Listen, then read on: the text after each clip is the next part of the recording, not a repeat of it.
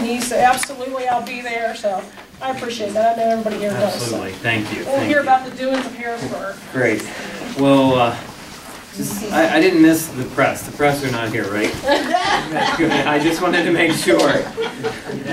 So you can kick them out like a month ago. Well, I mean, there are cameras here. I'm not worried about cameras. I'm just, you know. Anyway, you never know how things can get distorted. So, well, it's great to be here, and hopefully we'll have lots of time for questions, things you're concerned about. Barb gave me some. Some ideas of things that she thought would be, front burner issues. So I actually, one of those things I was doing late last night, I actually just drafted a one-sheeter of some of the bill numbers. And actually some of them were already talked about this evening. The smart meter numbers are on this sheet that's coming around. Probably the number one issue via email, and I am the only one who has my email, and I think it's great because it keeps me really my finger on the pulse of what people are talking about and what the concerns are. And the Second Amendment is probably has been the number one email topic for me over the last couple of months. Really probably a lot because of the discussions and all the debate going on in Washington. And then, of course, in Pennsylvania, we have our own, folks just like they do in Washington that propose legislation, anti-Second Amendment legislation, anti-freedom legislation. And there are quite a few bills that are out there. I didn't put them on this sheet because, very frankly, they're not going anywhere in Pennsylvania. I have to say, I can't be as confident about a lot of things in Pennsylvania, but I can confidently say that we will not be moving any anti-Second Amendment legislation in Pennsylvania. Absolutely. Okay. But we are still hoping, and this will be one of those long shots down the road, probably 9 months to a year, because there are some heavy legislative issues that are priorities of the governor and the administration and others in the House and Senate.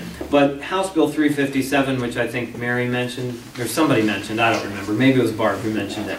But House Bill 357, the Right to Bear Arms Protection Act,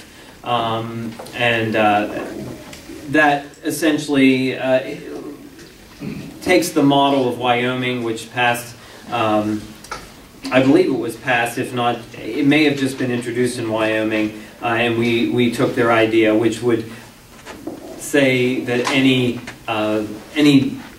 prohibition or regulation of the Second Amendment is null and void in the Commonwealth of Pennsylvania. It does a couple of things. I mean, obviously, it asserts our Second Amendment rights, but it also would assert our 10th Amendment rights as state rights. And so that would that's quite a piece of legislation.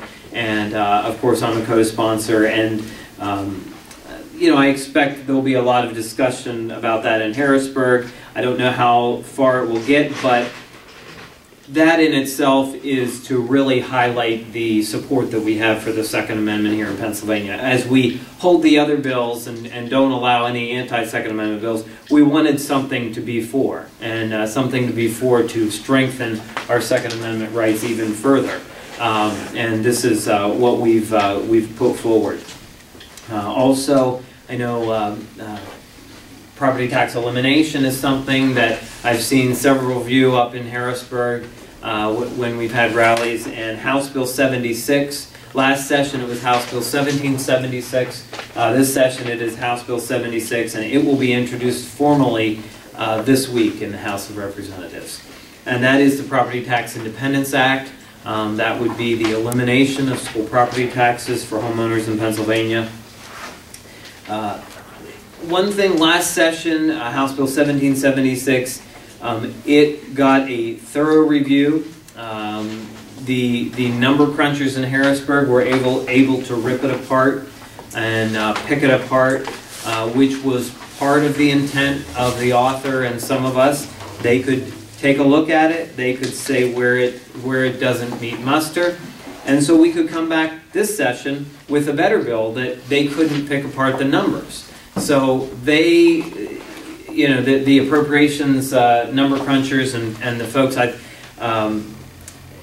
were able to tell us what was wrong numerically with the bill, you know, where they didn't believe, because what they always said with the Property Tax Independence Act is, well, it doesn't raise enough revenue. It's not actually a revenue neutral bill. It's a tax cut. There's the revenue wouldn't be there to sustain the current funding stream. So we were able to go back to the drawing board and you know, mess with the numbers to make sure that we are bringing a truly revenue neutral bill that would that they can't pick apart and say the numbers don't match up. So the Property Tax Independence Act will be introduced this week.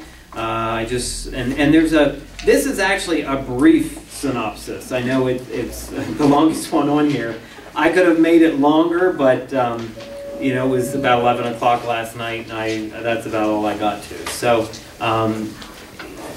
you can actually go online and find out additional information as well about that. Mary covered the smart meter issue. That is, you know, that is just, you know, I can't stress enough, that is a personal liberty issue.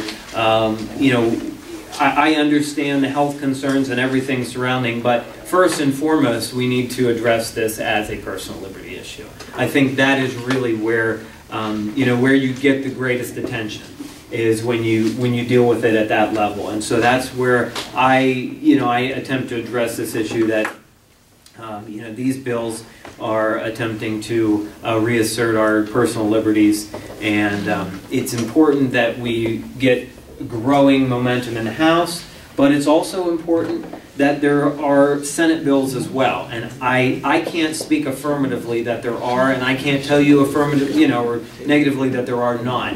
But I would encourage you, you know, to be advocates on that side as well, for the Senate to have companion bills to make sure it's on their agenda as well.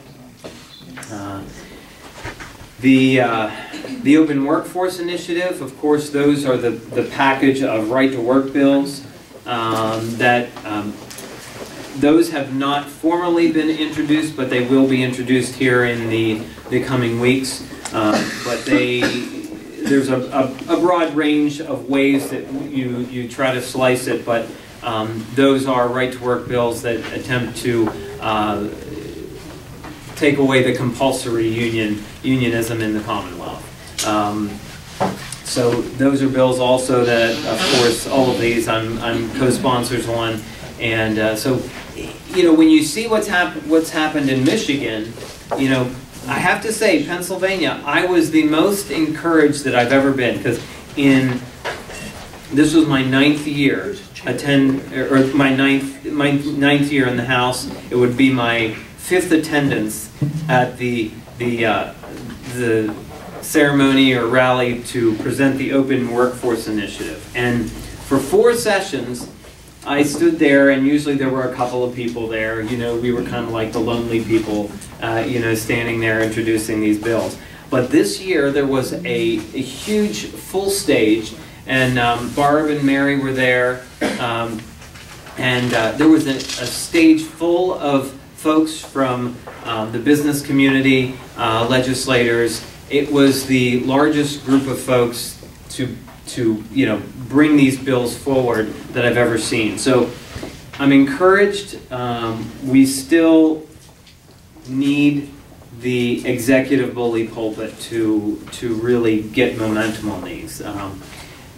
I believe that is, you know, that would be the key, is having the governor say affirmatively that he backs these and he is going to push for them. We don't have that yet. Pennsylvania is a peculiar state, but I truly believe if Michigan has been able to do it, I just, you know, it's hard for me to say with a straight face that it could never happen in Pennsylvania. So, so those right-to-work initiatives are important as well. Let's see, voter ID. I was on the front lines as a member of the state government committee when we passed that and got that through. Voter ID will still be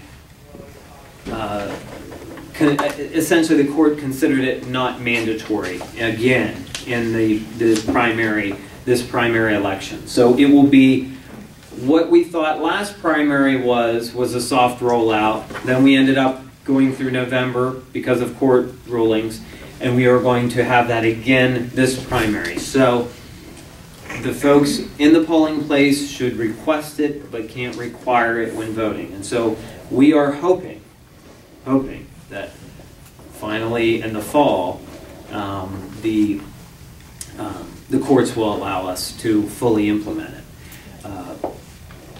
I'm not confident of anything yet, and anymore with the courts. So, as you know, you may or may not know, our reapportionment plan, which should have been addressed and brought forward through the courts, is still waiting after, I think, almost 9 months. It's been in close to a year, our reapportionment plan, which was supposed to be, they threw out over a year ago. The courts threw it out. We redrafted, and it's still sitting there.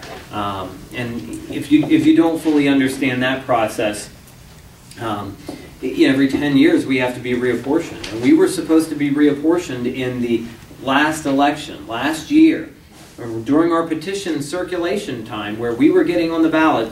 The Supreme Court, threw out the reapportionment plan, very surprisingly, in the middle of the petition process. So everyone was, shuffling, trying to get through that. But then that spring, we put forward another reapportionment plan and put it forward for the courts to review again, and they have not reviewed it.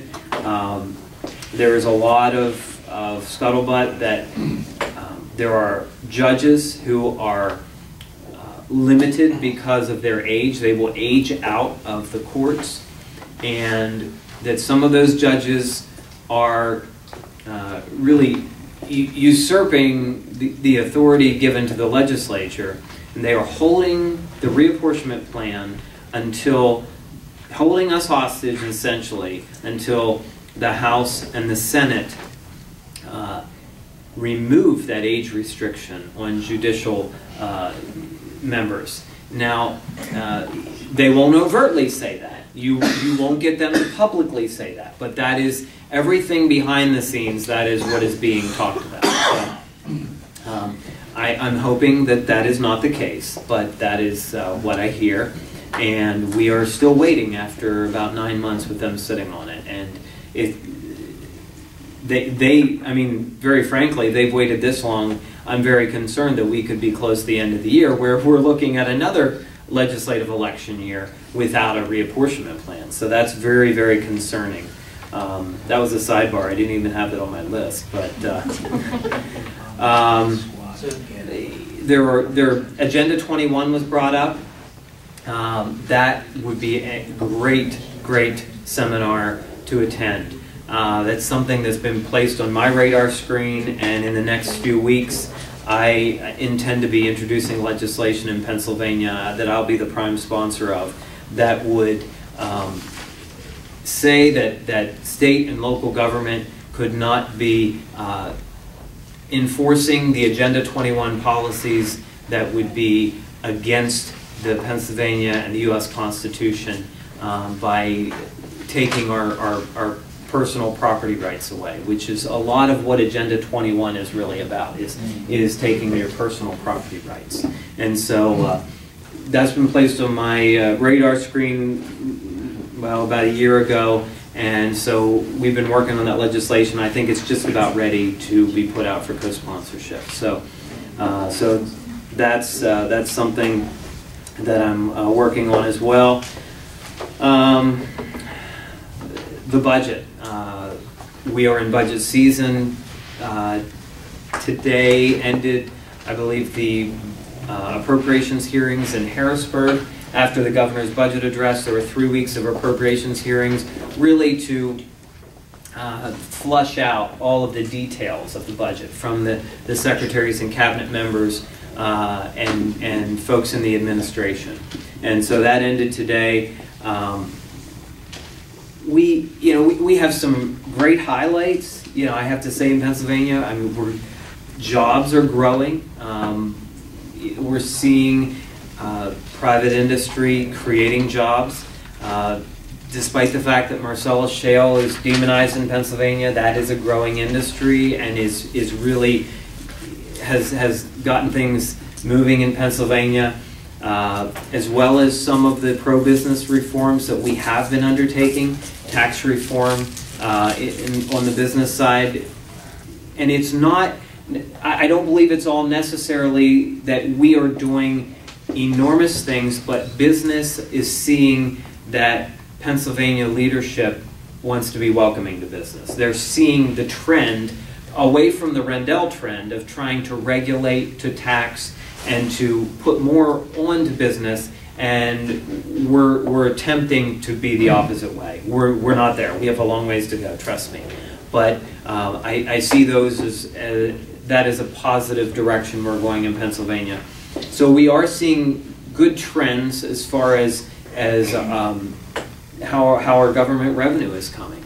But we have big issues that are taking the revenue. As soon as you see budget surpluses come in, Medicaid immediately saps up everything you can imagine. Medicaid pension payments are probably the two mandated payments that are really going to take anything extra up. That is where they will go. So, you know, where there are positive trends in how revenue is coming, as we've, you know, sliced business taxes and cut things, there is a positive trend as far as revenue goes. But the Medicaid mandated payments, so I'm not even talking, you know, welfare accounts for about 1/3 of the budget, and we have gotten control of the, you know, the cash payments, the food stamps, the things that you consider welfare. But what we are, it's almost impossible to get control of right now are the Medicaid, the mandated payments that we have under Medicaid. And the expansion of Medicaid under Obamacare would just exacerbate that tremendously. It would, you know, we're having a difficult enough time right now. If we go that direction, you know how, you know, a lot of these governors are saying, well, you know, this is free money, you know, I can't turn away having this population covered when the federal government's going to pay 90% of it. 90%, how long are they going to pay 90%? You see how that happens. And so, you know, we actually have legislation. The governor right now is currently holding firm, and we are encouraging him the best that we can to hold firm. And we also have legislation which would prohibit us from entering into that Medicaid expansion under Obamacare. So it is important to positively, as you know, would write letters or emails or however you would do it, it's important to positively encourage the administration to hold firm. You know, you've made the right decision thus far, you know, stand firm, because it's not necessarily what it will do to us this budget year or even next budget year, but you're talking, you know, 4 years. We're reaping some of what happened during the acceptance of the stimulus dollars. When you accepted the stimulus dollars a few years ago, there were mandates that came along, and we're still dealing with some of those mandates from the stimulus dollars. So the last thing we want to do is enter into another situation where we're heaping the mandates onto another generation, another legislature years down the road. So that's important to note. Yes? To touch on that a bit, I just heard on NPR this afternoon when I was in a car. It's unbelievable what came from NPR, number one, but they were stating in regards to the Medicaid expansion, they did the same thing with Title I with the schools, promised 24% reimbursement. Now they're only giving like 17%, so the rest is being held on the taxpayers' backs. So the same thing, they're correlating that with the Medicaid expansion. What they'll do is they'll suck you into it, and then all of a sudden do a rug pull on you. So. Absolutely. And you know, my concern, I know the governor has said that he's meeting or we've heard that the governor is going to be meeting with Kathleen Sebelius, but I just have I've trouble that anything that isn't in writing, I mean in the law, accepting that that is going to be the case, you know, as we move down the road. Years ago, you could, you know, you could trust the word of those in leadership at that level, I think, more so than now. I mean, right now, it's just impossible to trust that unless it's in the law. That's how they got it passed. That's how they got the whole health care passed, telling them they wouldn't put abortion into it by their word, which of course we found out later they were joking and making fun of these House members that believed it. Yes, and just I'm glad you mentioned that, because that is one of the, I serve on the health committee, and I believe it's this week we intend to be addressing the abortion mandate to us in Obamacare. We intend to address that. That's one of the first, well, that is the first piece of legislation in the health committee that we intend to address, is that abortion opt-out that we intend to assert in Obamacare. So, so that, I'm glad you mentioned that. I would have forgotten that. So, we also, you know, you're seeing a lot of mandates placed on Christian or religious health care providers. We also have some legislation that would provide for conscience exceptions in Pennsylvania and various, there's a package of bills that Representative Baker, yes, absolutely. Representative Baker has a package of bills. He's my chairman on the House Health Committee, and so we're putting those forward as well, conscience exceptions for many of these things. Pension, we have got to address the public pension crisis. We have at least a $41 billion unfunded liability. You know, there are reports that it's higher than that. That is one of the critical issues that we have to get past. And I will tell you that as soon as you talk about it, the email, I mean, you can't even imagine the emails that flood in from the public sector unions. Frankly, I don't really care, but as soon as you talk about addressing the public pensions from this day forward, we all know that you cannot address what happened yesterday, but you can address what happens tomorrow, legally and constitutionally. So, but as the public sector unions tell their membership, I don't want to say they lie, but they mislead greatly in telling,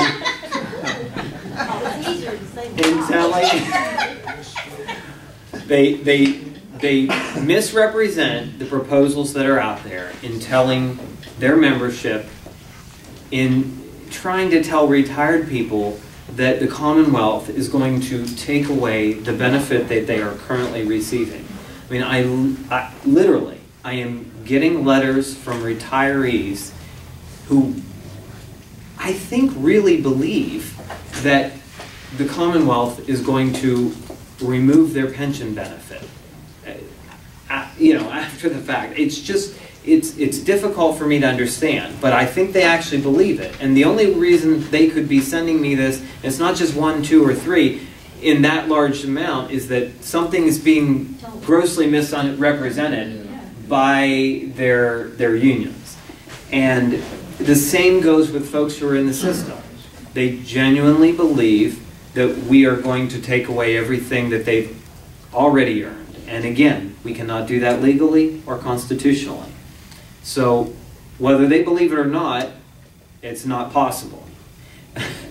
So all that we can address is what will be earned tomorrow and in the future. And we have to address that if we're going to get control of the pension payments, which are truly eating up. I mean, those of you who go to school board meetings, you understand that. I mean, you hear the stories, and So we have to deal with that. I want to give the governor a lot of credit because this has been mounting for several years, and you know, whether it, you know, he put it off 2 years, Rendell never dealt with it. So, you know, we have a governor who's now saying we must deal with this issue, and this is one thing that he needs to be supported on. And do I know what the final result will be? No, but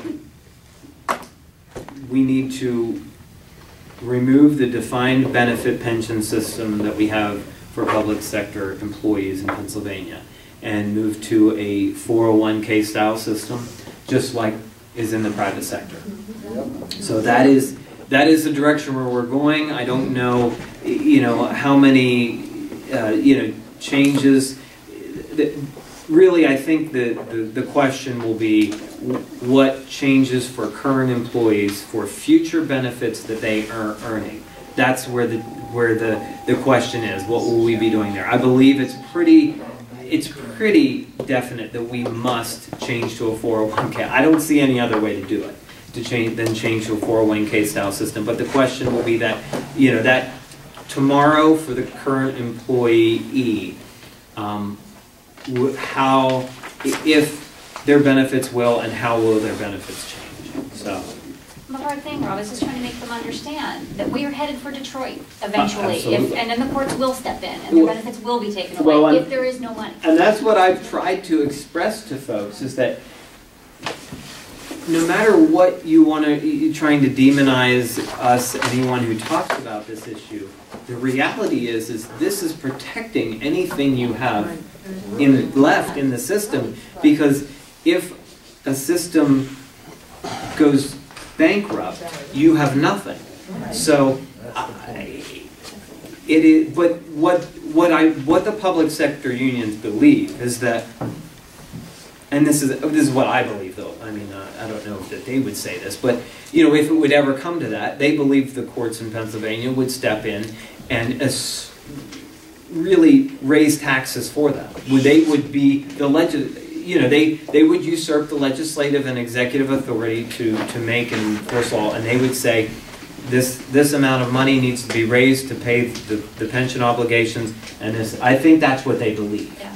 And I can't say that wouldn't happen in Pennsylvania, because I've seen maybe, but it's still going to run out. Absolutely, I mean, yes. So you know, we are doing this, you know, obviously because we just have to, but for the taxpayers and for the future, you know, for the next generation. But you know, for those who are in the system, you know, we need to protect it for them as well. And this is the way to do it, to reform it now. So, Rob, is there any way you guys could do a news blitz and just get out there and be on every news channel possible and just say what you're saying now? But not just you. It needs to come from all those guys, especially those on the budget committee, and especially the governor. Yes, and the governor had a really rough first 2 years. I'm being nice here.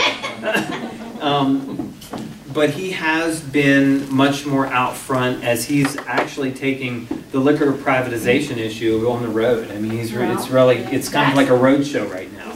And so I have to give him credit. I think he's learned from the past 2 years and is trying to move forward in doing more of the PR that's necessary. You know, after 8 years of Ed Rendell, you know, Pennsylvania knows PR, and they know what they need PR, and so he's trying to step in that role. So, you know, and the liquor privatization is another issue. The pension reform is attached to the budget. The budget doesn't work unless we do pension reform, because the amortization, hard word for me to say, the amortization of the pension payments under pension reform is included in the budget. So these are attached issues. The same with liquor privatization. The dollars, now when I say this, I'm not agreeing with it, I'm just saying that the dollars that the governor is sending to education in his block grant program for 4 years through the privatization is part of, you know, the budget framework as well. So liquor privatization also is part of this framework. You know, a lot of these things are interconnected. Transportation has also been included as part of one of those big issues, although it's not absolutely directly related to the budget. Take that call later.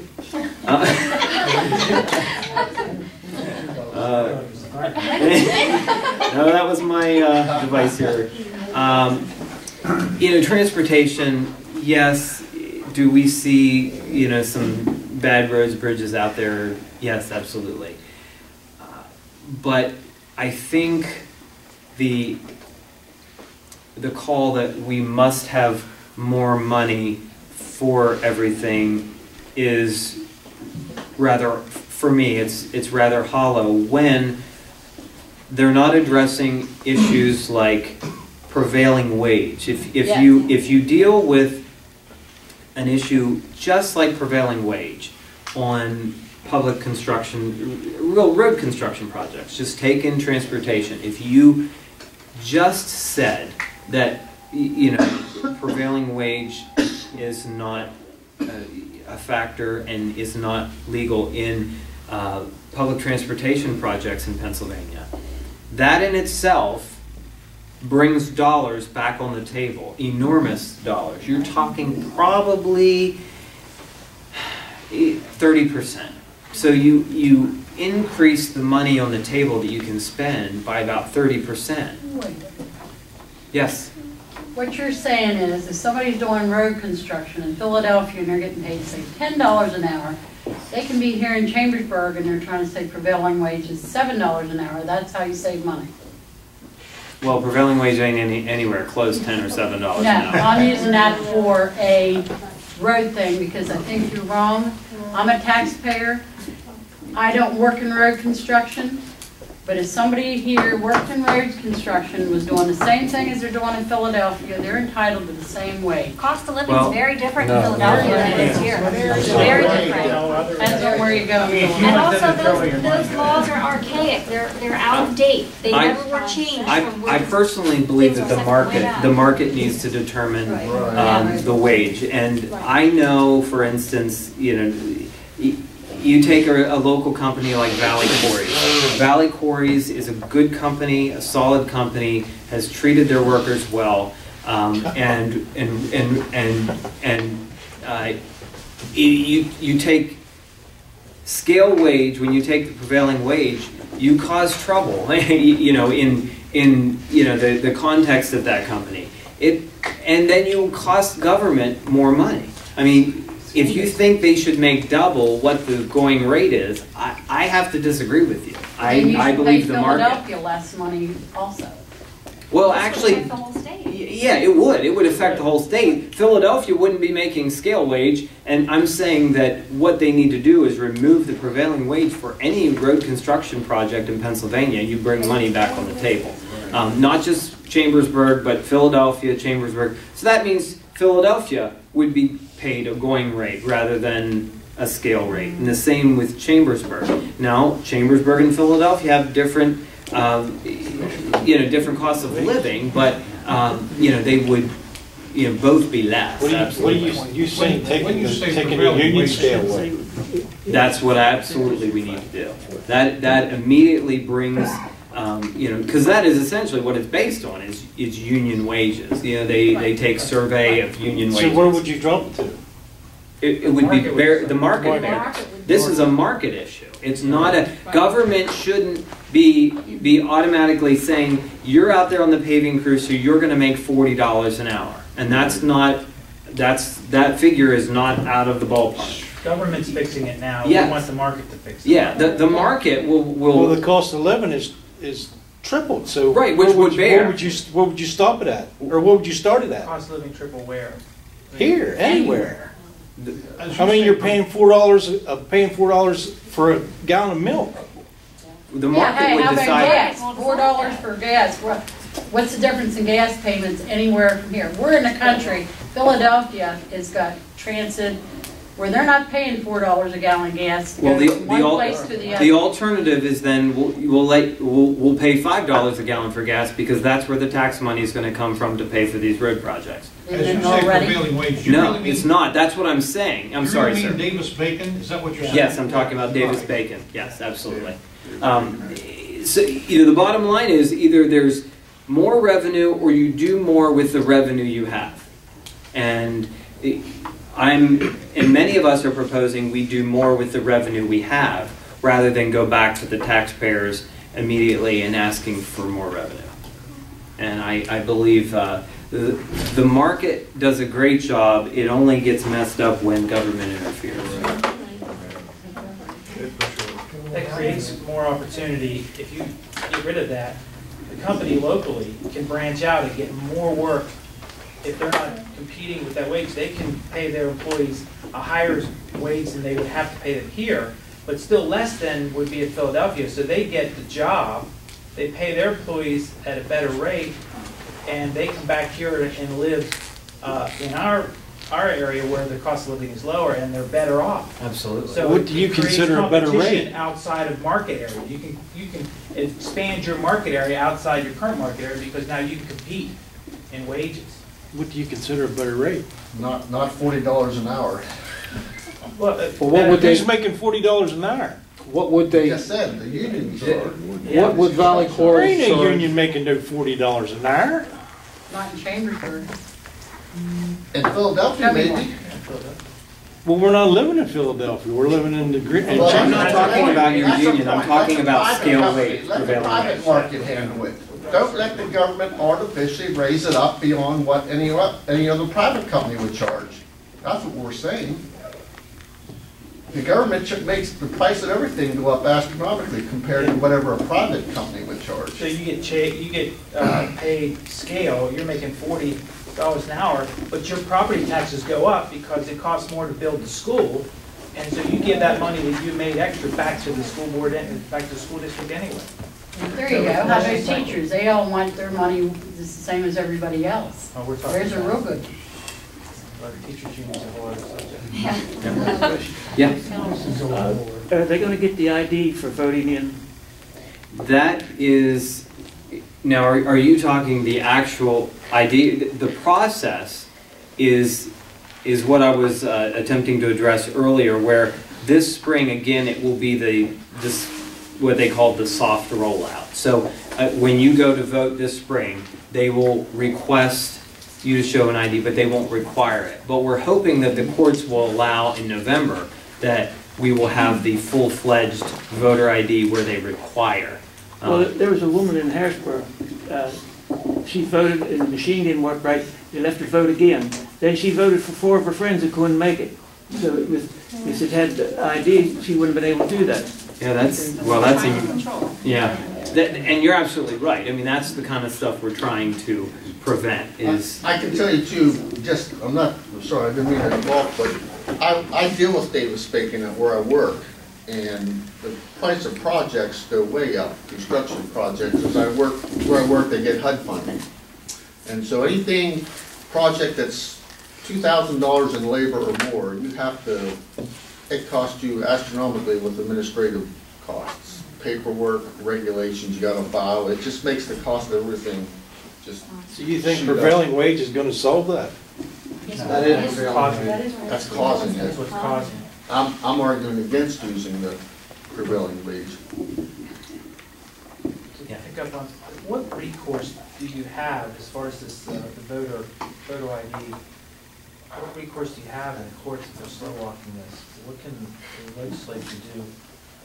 Because it seems like we have a population now that dictates a certain voting dynamic, and they're denying that voting dynamic to the community because they're slow walking this redistricting. I'm talking about redistricting. redistricting. Yeah. I said voting. What? No. Redistricting. And you're absolutely right. Anecdotally, when my legislative district was drawn in 2002, when my predecessor was there, in talking to the folks who were involved, my district was drawn at approximately 59,000 people. And at last count, my legislative district encompasses 75,000 people. So, and that's probably increased slightly since last count. So you're looking at a growth of 16,000 people, an enormous percentage growth, one of the largest or the fastest growing legislative districts in South Central Pennsylvania. And then you have other districts that have decreased their population. So you have other members who are representing 55,000 people. So what it means, just so you understand what Carl's talking about, is that our vote, your vote, counts a little less than the folks up in so-and-so. And I believe that if we get close to the end of the year where there is nothing done, that's when you will see not state court suits, you will see federal civil rights suits. And the thing is, it will probably be from minority communities who are underrepresented, because there are federal statutes in which, I mean, it's all a little bit distorted, but the bottom line is, if there were communities, there were additional Hispanic districts that were drawn in our reapportionment plan, and they will be filing federal civil rights lawsuits because they're going to be underrepresented. And I think their cases will be probably the ones that force the federal courts into action if the state courts do not act by the end of the year. Yes. Yes. Thank you, Representative Kauffman. Question that I have is for the primary, are the poll places going to keep track of the numbers of people that do not have voter IDs?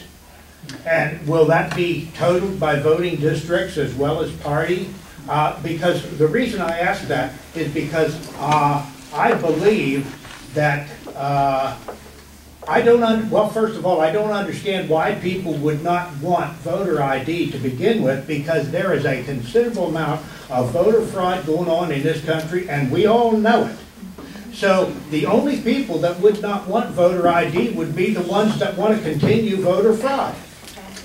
So that's why, do you know if there's going to be a count kept of people who do not have voter ID? I don't believe that there will be a count kept. I think the charge that the folks at the voting places have will be to request it, and if folks are confused, refuse, say they don't have some, would be to provide them information saying you can receive your voter ID because you will need it at next election. You can go get voter ID at such and such place at the driver exam center. But I don't believe they'll be keeping a count. I don't believe, and now we're all under court order. All of this is under court. So I have to say, at certain times I get frustrated and say, well, I don't know why we need a legislature. We have the courts. They can take care of it all. Because really, I mean, this was a legislative action. This was a legitimate legislative action, and the court, we are now implementing it as the court sees fit. So what is usually done in law and in regulation is now being done by the courts. They're telling us what to do. Well, how is that legal? How is that constitutional? It's happening more and more. That'd be a long night. Right? In regard to that question, is there a legal mechanism in place for any person or individual or group to make a challenge at the polls of anyone whom they suspect might not be a legal voter? Is there any legal remedy to myself to go to the polls and someone walks in and say, I don't think you're entitled to vote here? What if you are? Well, if they go in, not for any citizen, but when folks go into the voting place, if it's their first time, obviously they have to show, they do have to show ID, because that's the way it's always been, first time at a voting place. If they're not registered or registered in another district, there are quite a few, here locally, I think it's more confusion than voter fraud. A lot of times, there are provisional ballots that are cast, or, folks are turned away because they're either not registered or don't have the proper documentation their first time at the polling place. So most of those kind of challenges are done by the election officials for, if you want to call it, clerical reasons. But there is not a way for, average Joe to challenge someone's validity at the polling place.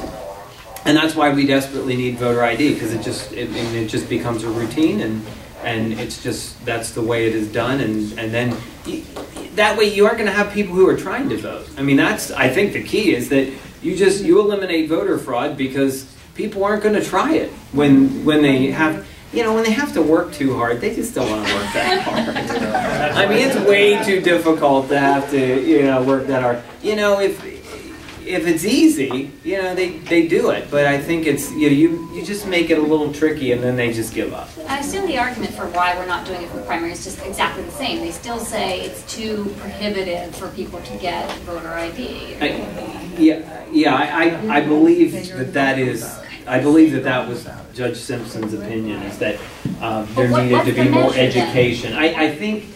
What's he going to base? I don't know, but I'm hoping that he's believing the education that is going on currently, that it will be sufficient come a general election, that over a year is enough education.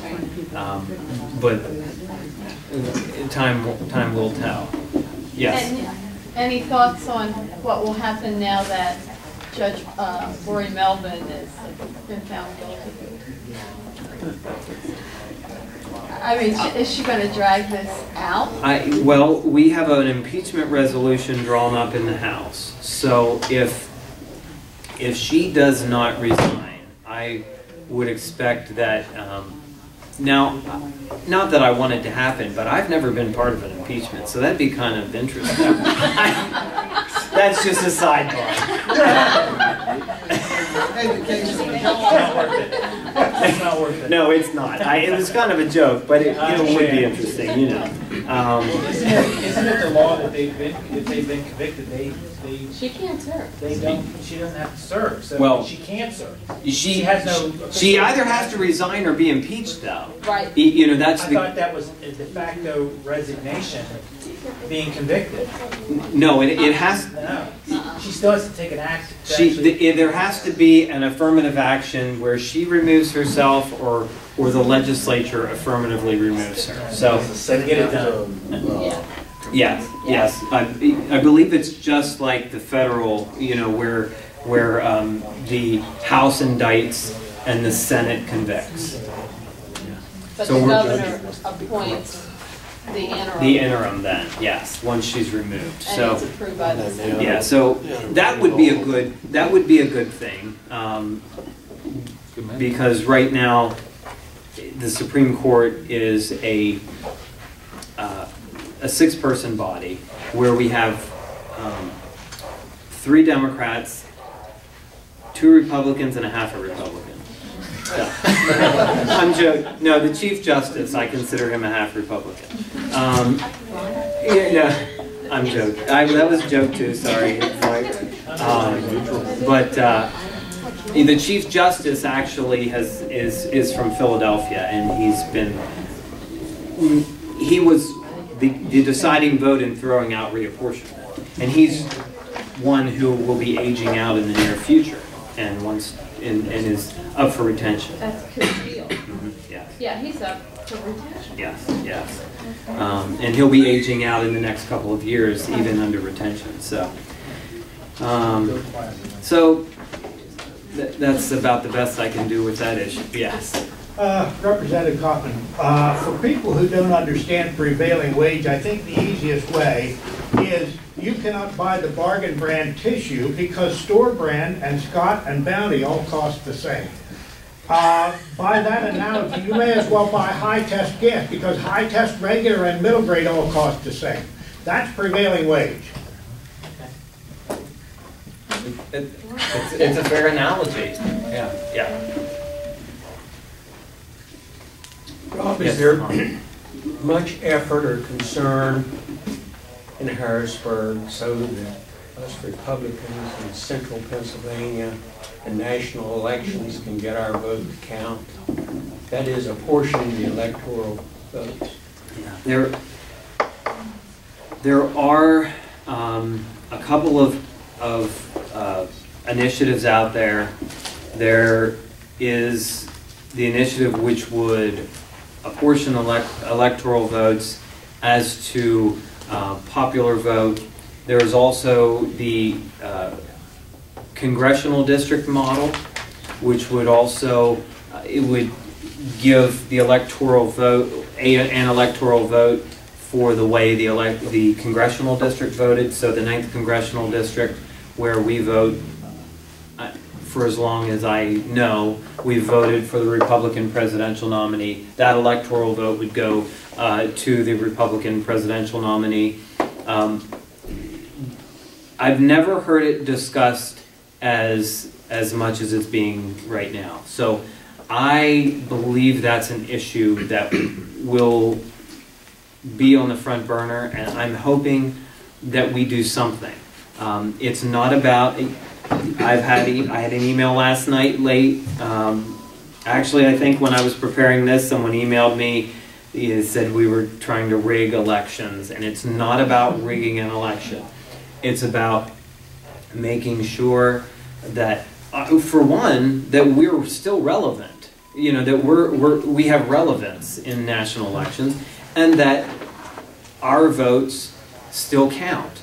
And so I don't see it about rigging elections. The Founding Fathers set up the Electoral College, but they did not determine in the Constitution, the Electoral College is constitutional, but how the votes are apportioned is not a constitutional matter. That is a matter that is left up to the states. And there are a couple of states who have apportioned them as to their popular vote. Now, I think maybe they do a winner-take-alls. I'm not sure how it works, but they don't do it.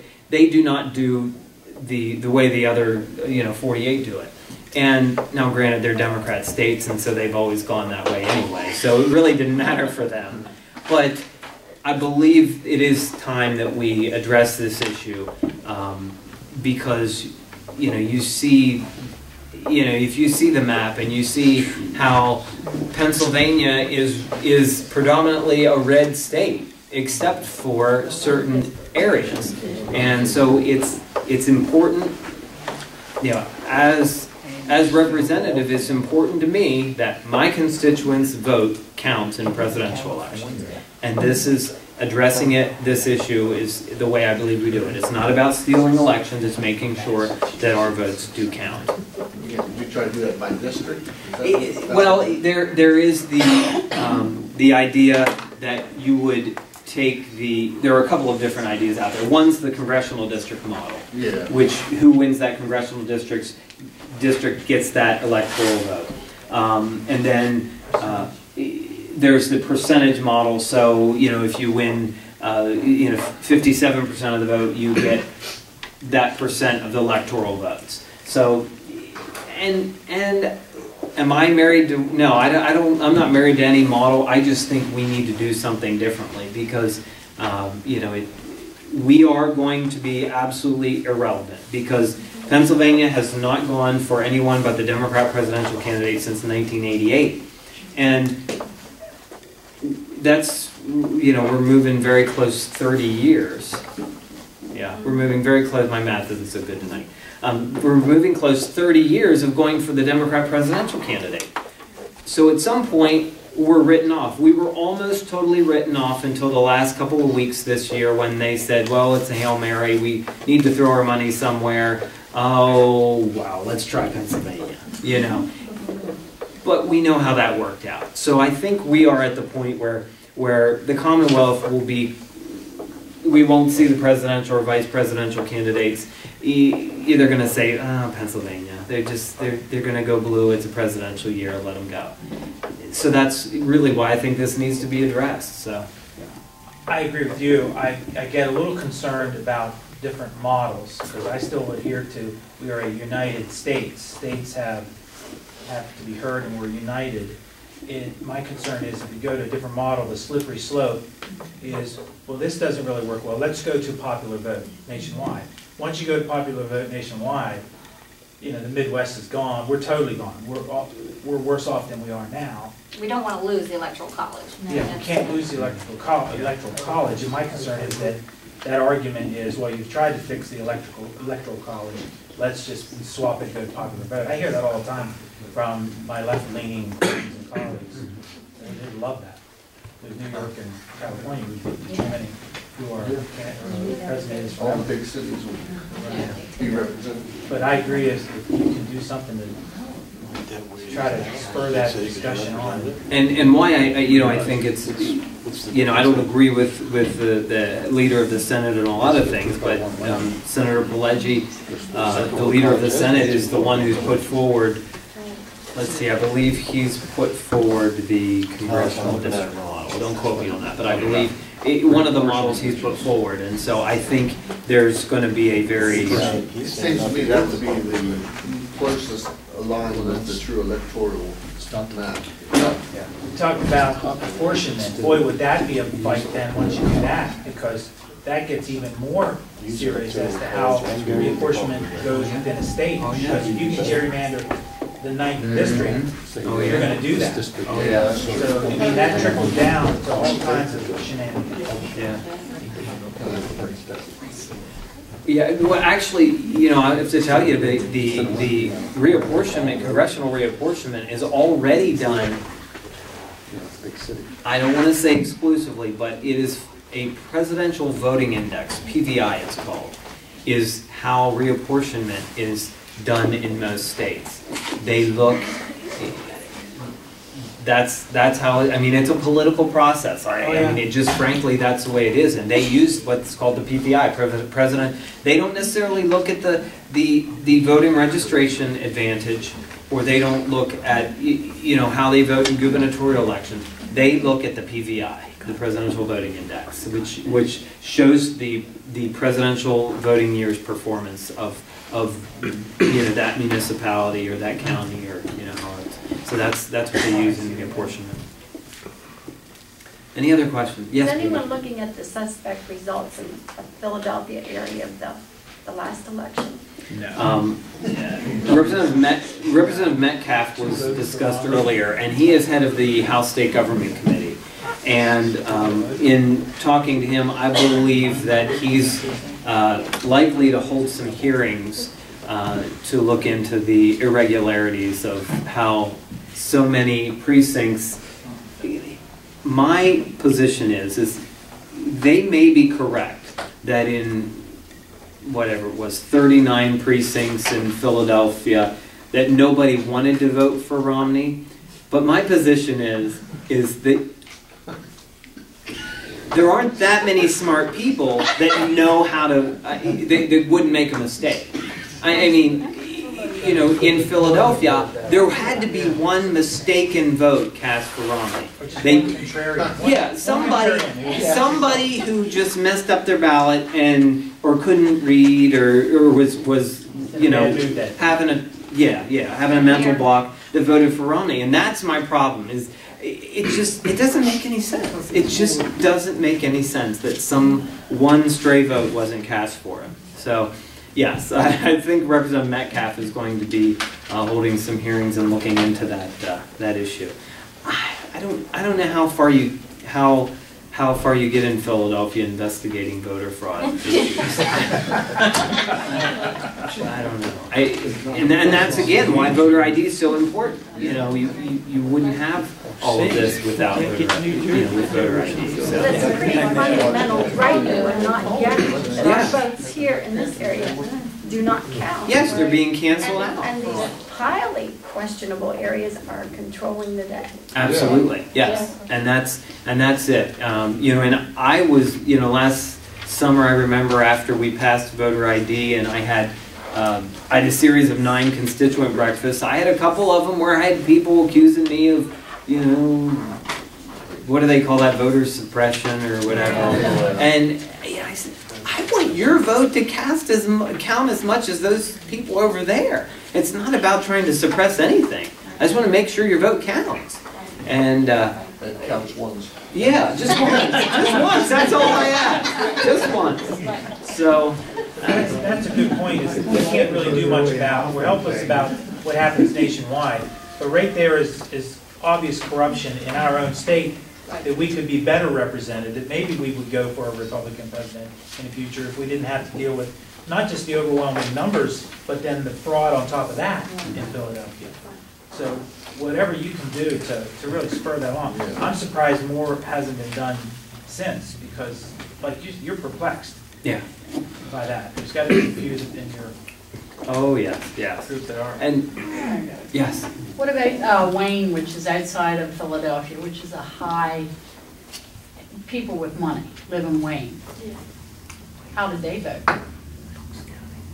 I have no idea. What county would that be? Do you know? It's right outside of Philadelphia. It's It- Wayne, Bucks it's County. in King of Prussia and around that area.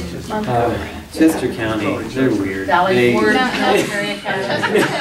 They probably voted for the president as Chester well. County did go Republican. Oh, did they go this? Okay, all right. that's They're kind of fickle out there. Yeah, I wasn't familiar with that. But those counties right outside of Philadelphia are peculiar counties. You know, Montgomery County, for instance, is one of the most affluent counties in the nation, one of the most 100 wealthiest counties in the nation. And they used to be a solid Republican county, and now they are trending fairly heavily Democrat. So Wayne includes Valley Forge Military Academy. Okay. Right there, and all those houses around there with that academy are high-end people. Yeah. I can't see that they all voted for the president. Sorry, but I would think they would have lost it. Yeah, well, a lot of times those kind of folks, they just know more than we do. Yeah. So they're more well informed than we country folks are. So I'm being a bit tongue in cheek, but I don't know. I can't answer that. Yeah. Hi, Rob. How are you? I'm well. That's good. Very good. I have a couple of questions for you, and I've been saving them to last. Perhaps when you thought I wouldn't ask. Oh, no, I always thought you'd ask that. Right, well, I'm glad you thought that. So I don't feel humiliated. House Bill 1776, Rob, the Property Tax Independence Act.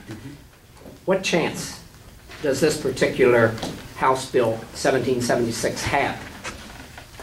That's my first question. Good. Okay. This bill, to go as is very frankly, it won't go as is. But I believe once some of the legislative priorities, you know, the governor, you know, you get the budget, you do pensions, liquor privatization, some of maybe transportation, some of those big issues. I think this is on the radar screen this session. In the House, there has been significant talk to address the issue of property taxes. I would suspect if we get to the point where we're dealing with the issue of property taxes, you know, this will come up for some kind of vote, whether it be an amendment or something. You know, maybe not this bill in itself, but as an amendment to a property tax bill. But we do not have a majority yet as sponsoring this. I think talking to the maker of it, it might be around 50, which is down actually. So, you know, I can't tell you that I think this is going to happen. I think something's going to happen on property taxes, but unfortunately, I would be pleasantly surprised if this was the vehicle. Well, Rob, thank you for that. I appreciate it. But you know, one of the number one, and it's been on survey many, many times in the Commonwealth of Pennsylvania, are property taxes. You know, people really are rebelling about paying property taxes. And you're from the area, Franklin County, and I live in Tuscarora School District, which is the highest property tax whatever. And for the reasons why I won't go into, but I do attend those school board meetings up there regularly. I just have a problem that the State House has been kicking property taxes around for years and years and years, and there's been little or nothing done about it. I go to the county commissioners, I go to townships, and all I hear is, we're out of money, we're going to do this, we're going to do that. And it's disgusting, Rob. It's really disgusting that we can't get our House to do anything, we can't get our state Senate to do anything, okay? In the meantime, our elected officials, particularly our school boards and our county government, are constantly raising taxes. Yet they're still constantly giving out 4, 5, 6, 8, 10, up to 18% increases in salary, as our county commissioners did the first of the year. Up to 18%.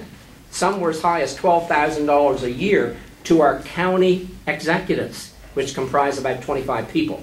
And I've really been on top of that. That's a tickler for me. Another question I have, Rob, here is, how do you feel, and I know this is very controversial, it has been for some time, but I'm going to ask it, and I think I heard you speak about this some time ago at one of your rallies or wherever. How do you feel about reducing our legislature? Oh, well, that is something that I drafted legislation, I think it was 7 years ago, to reduce the size of the legislature. At that time, you know, you get snide remarks from people laugh at you in Harrisburg, and occasionally they call you names, generally they don't, but once in a while. And then last session, in the 2011 and 12 session, the Speaker of the House all of a sudden puts forth a bill which had the same objective as mine, and you know, after mine had been percolating for about 7 years, and he put his out, and it moved through the process quite expeditiously, and we passed it in the House, and then it sat in the Senate, and they did nothing with it. But the Speaker put it out once again. I thought he may just, I didn't know what his intention was, but I didn't know if he would do it again. But he put it out again and did some press on it, so I wouldn't be shocked to see his bill being taken up again. And I'm not one who, you know, pride of you know, authorship and taking ownership of an issue, as long as it gets done, I don't care, you know, if I get credit for it. And I, very frankly, I assisted the Speaker in committee, because I sat on the State Government Committee and on the House floor when it came to dealing with questions and amendments, and the liberal lady from Philadelphia, Babette Josephs, who's no longer around. She was actually, they have a competition in downtown Philadelphia. How liberal can your representative be?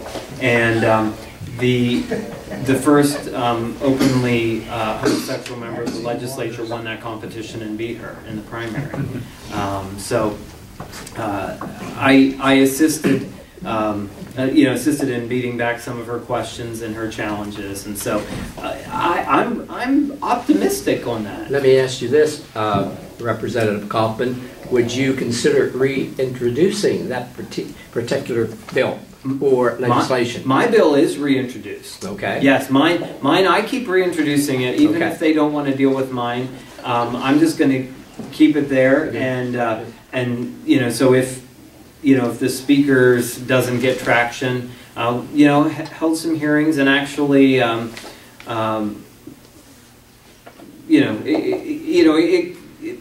people warmed up to mine once they saw that, you know, the Speaker's was coming around. So, yeah, I think it will get some discussion and possibly a vote, and hopefully if we get it through this time, the Senate will act on it. Because just so you know, constitutional amendments, and that's what it would be, in reducing the size of the legislature, it would be a constitutional amendment process. So it has to go through both houses of one session of the General Assembly. Then in the next session of the General Assembly, it must go through both houses. And then at the next municipal election, it would be voted on by the people of Pennsylvania as a constitutional amendment. So it's actually a pretty lengthy process, which is why we desperately wanted to get it started last year, because now we're starting over, and so it would have to go through, 2013, 14, then it would have to go 14 or 15, 16, and then it would never be able to be on the ballot as an amendment until 2017 municipal primary. So, who or what is the major opposition to that measure shrinking the legislature? Well, if I didn't say there was a lot of self-preservation, I wouldn't be honest. So self-preservation has something to do with it. Then some people genuinely, in their heart, I mean, I know some of them, so I can speak to some of them who genuinely believe. They represent very large rural districts up in the northern tier. Some of their districts, a lady that I serve with, a great lady, it takes her 3 hours. Warren, Forest, and McKean counties. Representative Rapp, she's a great lady, and she genuinely believes it would diminish her ability to serve her people. She she already is spread very thin. The people are so diverse. Even so. So there are people like that, but I believe a lot of folks in Harrisburg, it's self-preservation. I have one more question, Rob, and that is the Pennsylvania Sunshine Act. I read in the paper today, the public opinion, you probably read that article in the editorial page relating to the Franklin County Block Grant Program, and there are 14 members on that particular committee. I'm not on that committee. I would like to be on that committee, but I don't think I'll get a chance to get on it. But anyhow, do you have the updated Pennsylvania Sunshine Act? Can they be picked up at your office? We can actually get you. It would probably be easiest to get it online, because we could get the legislation online, and if you want to touch base with Penny tomorrow, Penny is over here, and she can make sure you get that link. And if do we have booklets in the, okay, we used to have booklets, but now that everything's online, they say, well, here, you can just send them to a link, or you can print it out for them. Has that been updated, Rob, recently? I know there are amendments made to it constantly. Are you aware of any updates? Because that's a very important document, the PA Sunshine Act. Everyone should have a copy that attends meetings to know exactly how our legislators, what they're doing for us. It's very important. It's probably been 3 to 4 years, I'm going to say, since there were major updates. There may have been some minor things, but as far as comprehensive, I know we did some in the 2007 and 8 session, and we may have done some in the 9-10 session, but I don't recall anything last session. Okay. Thank you. Yeah. Any other questions? Yes. Cyber school funding. Yes. Where are we on that? How does that look? I know it's misrepresented a lot by the school boards to educators and parents and taxpayers. Yeah. We kind of squeaked through with the budget the last time, but just hearings on Thursday. What are the hearings? The hearings are actually to vet the anti-cyber, I'm going to call them anti-cyber charter bills, because that's how I see them. For those of you, I don't know how familiar folks are with the cyber charter education, but that is the only form of real school choice in Pennsylvania. You go to traditional public school, or you can go to a cyber or charter or cyber charter school, which is funded as a public school as well. And the school boards, the teachers' unions, the one-way only public education crowd are attempting to destroy any form of school choice whatsoever. And all you have to do is read the newspaper The public opinion is very good at putting forth that message, and I'm not just talking on the editorial page, but also on the editorial page. What they're attempting to do is diminish the funding. The funding comes from the home school district, but it's important to note that the home school district keeps an extraordinary amount of funding for each student that they are not educating and is being educated through Cyber Charter School. So any discussion or any misrepresented fact stating that they're losing money with Cyber Charter students is just plain wrong. Because every student that is not being educated in that school, they are still receiving, I don't want to over-exaggerate it, but I believe it's upwards of 30, 40, at times maybe even 50% of the funding for that student. The home district still gets to keep that amount of funding. And so only a portion of that funding is going to pay the tuition at the cyber and or charter school. But nonetheless, the one-way only public education establishment are trying to diminish the ability of cyber charter schools to function. They're attempting through this package of bills to take away more of the funding from cyber charter schools. And we have a fight on our hands. We have a fight on our hands. There are a lot of Republicans in the House even who, they live in Republican areas. They, very comfortable with, their school districts, their school directors, and they, that is one of their #1 constituencies, the local teachers union and the school boards. And so they are very open to changes with the cyber charter funding formula. And the way some of these bills are drafted would put many of the cyber charter schools out of business. And it's important to note that there are tens of thousands of young people in Pennsylvania being well educated in cyber charter school. I know, there are 2 parents here this evening, well, 3. There are 3 parents here this evening of cyber charter students. And there may, okay, there's more. And so it's very important that, the parents are advocates for their schools with their legislators in making sure that they know. Where some of my colleagues are on the opposite side in trying to move forward this package of bills, I've been on the front lines, well, behind the scenes a lot, doing some of the background work trying to defeat these bills. Because it's early in the session, so we have a long road ahead to attempt to make sure these bills don't move and where they've got this alternative education. Because it's important to note that every child doesn't learn the same way. And that's what the one-way only public education crowd says, that everyone learns in that brick and mortar school, public school, or else you find your own way. And we need to be about allowing parents to have some say and make some choices for their young people. And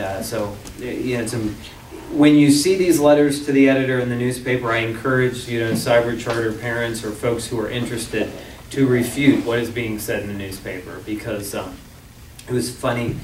Well, it was funny after the fact, I guess. But when these bills were put forward, the public opinion, printed a story on the bills, and usually they call a local school director or a representative or somebody to get their opinion on these bills.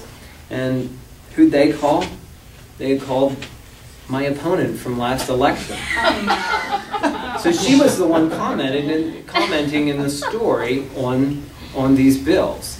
And it can be funny because we put her away last year, but nonetheless, it shows the bias in the reporting, because they were reporting on the story and they picked the vicious opponent of any kind of school choice to comment. Representative Kauffman, would right to work diminish the state's teachers union's ability to push this kind of agenda? Yes, and that's important to note.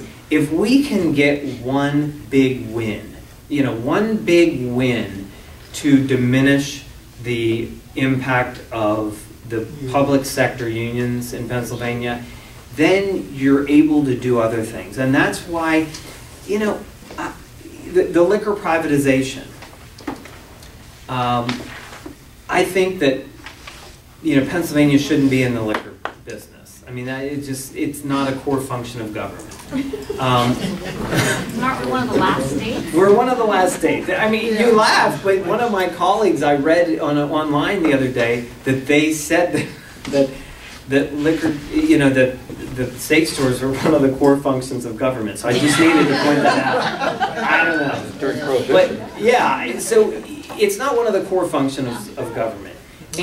But also, I have to admit, I don't use them, so I don't know a lot about them, but I don't think we should be in that business anymore. But one of the reasons we need to do it is because it is a big win against the unions who are fighting against it. I mean, they are fighting viciously against the privatization. So, if for no other reason, we need a big win. And liquor privatization would be a big win. Where's the money going to go if and when privatization occurs? Where's the money going to go? Pennsylvanians aren't going to rush right out and go on a big drinking binge, are they? And make a pile of money for the new retailers? Thanks, folks, for commenting. Have a good evening. And I understand if you have to leave; it's getting late. Where's the money? The money for the sale? Are you talking about the sale of the liquor stores? The general flow of money. When the liquor stores are sold, the state of the Commonwealth now owns these stores. Am I correct? Correct. And the right to sell the liquor. Correct. They're going to license the right to sell liquor. They're going to make money off that. Yes.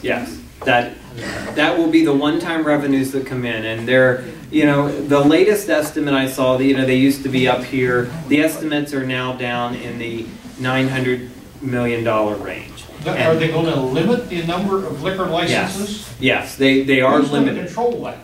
There will still be a skeletal liquor control board, but it will truly be political appointees. Well, I mean, there's always. There are always folks in the, it happens that way. But it will be about liquor control and not about the sale of liquor. So, it will really be what a liquor control board, that's what it's called, but it really, it's been more like a liquor marketing board. I mean, that's really what it should be called right now. And so it will be a liquor control board, and they will be the ones who dole out the licenses. Just like they're done for local establishments who are getting their liquor licenses.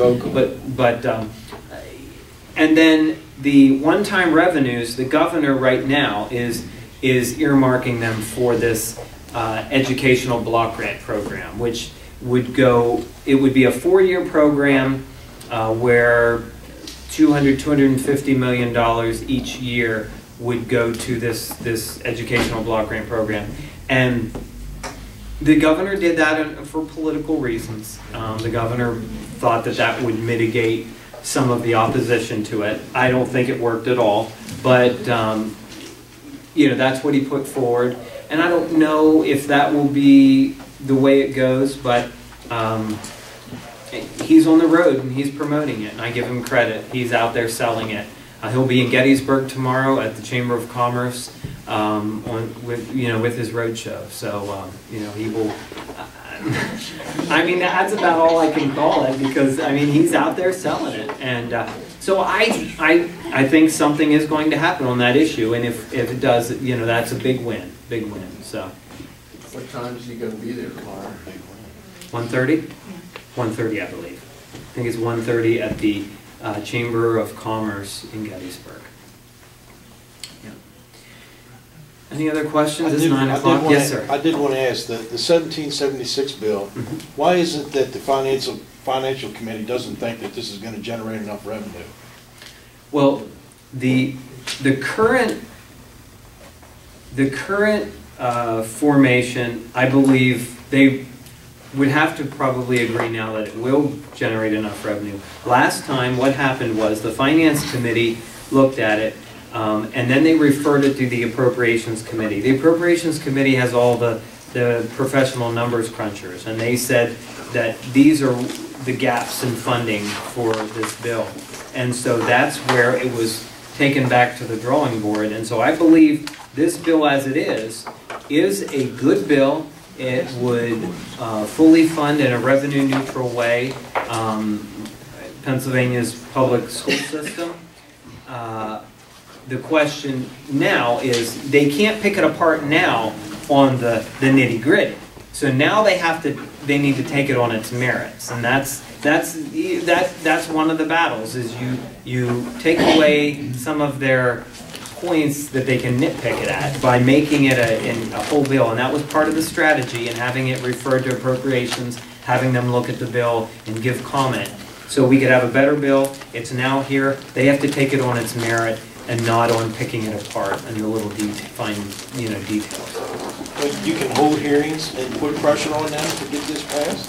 Well, I don't sit on the finance committee, but it has been, again, it will be referred. It's not been introduced. It will be referred to the finance committee. I believe what they'll be doing is probably holding hearings as a whole on the property tax issue, and then sometime this session, the issue at large will be addressed, and it may not be in specific this bill, but it will be the issue at large, and I hope they come up with some kind of dramatic. But you and Todd Rod can't do anything to put pressure on them to get this passed. I mean, we can, except I don't even sit on the committee. I mean, I can encourage and say to my colleagues, I think this is important. But when the chairman of the finance committee isn't even a co-sponsor of the bill, you have a few problems that way, because I can't individually make that happen. Just being a co-sponsor shows that I actively support it, and I'm speaking for it every day in Harrisburg. So. Yes. Outside the legislature, who is the public opposition to this? Well, it would be probably the teachers and the school boards, because they wouldn't have a blank check anymore. I mean, that's a lot of businesses, the lawyers oppose it because it increases the range of items. There are small business groups that are opposed to it, yes, and you're right. They somehow don't see the economic benefit to the elimination of that school property tax.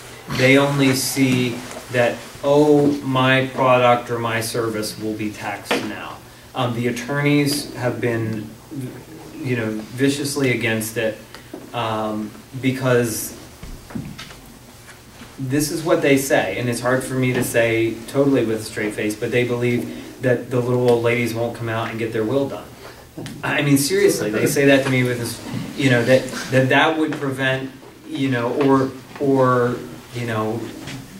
these necessary legal services that are being done, that they believe that whatever it would be, a 6 or 7% sales tax would prevent them from doing that service. I don't know how they're coming up with that. Where's the lottery money?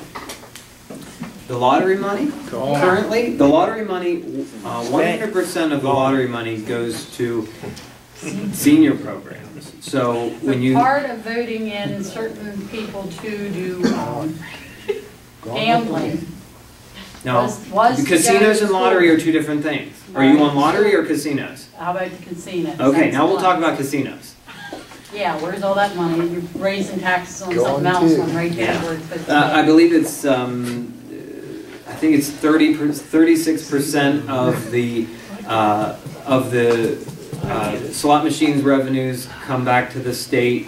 and then a certain portion of that goes to the property tax relief fund, but I don't know who believed that that was going to diminish property taxes in a great way, because you're looking at less than $1 billion a year when you're spending $10 billion plus on public schools in Pennsylvania. So you're getting less than $1 billion a year from casinos for property tax relief, and you distribute that out to all homeowners in homesteads in Pennsylvania.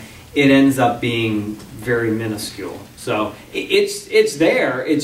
I mean, it's just the way it's distributed. And but they didn't have any problem passing that, but they got a problem passing this bill. Oh no, they didn't have any problem passing that. It was actually July 4th, I believe, of 2004, prior to me entering the legislature. Yes. I'm not familiar with the 1776 bill. Does it completely eliminate property tax? Yes, it completely eliminates the school property tax in Pennsylvania. Yeah, property tax. Yes, yeah. Well, school property tax across the board. School property tax. Not the municipal or the county. Okay. No, not municipal or county. This just deals with school funding. Which is the majority of our. Yeah, I mean, That is a big one.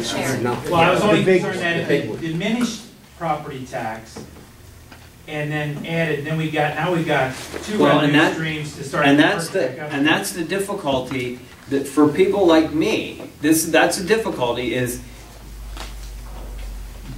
this I see as the way that it must go, because otherwise you have multiple ways of raising revenue. And then they both they lower and then they start raising them again. Now they double dip. And that's what I fear when they look at this issue at large, what solution they come up with that is not this.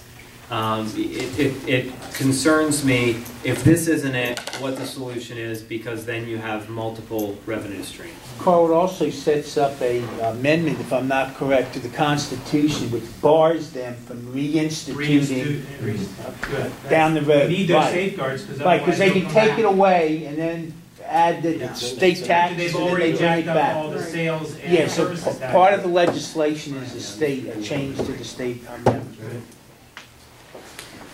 All right. Wow. Well, it's 10 after 9. I enjoyed myself.